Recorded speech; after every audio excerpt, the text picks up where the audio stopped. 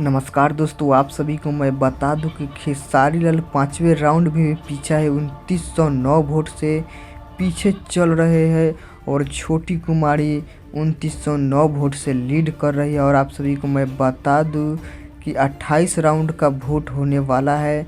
28 round में लेकिन खेसारी लाल आगे जाएंगे या नहीं, आप सब कमेंट करके ज़रूर बताइए। अभी तक खेसारी लाल किसी भी राउंड में आगे नहीं आया है।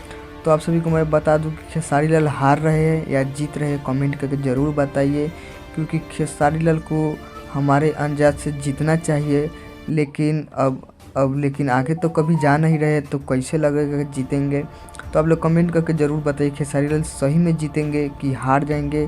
क्योंकि खेसारी लाल ट्रेंडिंग स्टार है और बिहार के फेमस हीरो है और गायक भी है। लेकिन बिहार के all over India Khesari Lal को जानता है, लेकिन अपने छापरा में हार रहे हैं, बहुत ही गलत बात है। लेकिन आप सब कमेंट करके ज़रूर बताइए।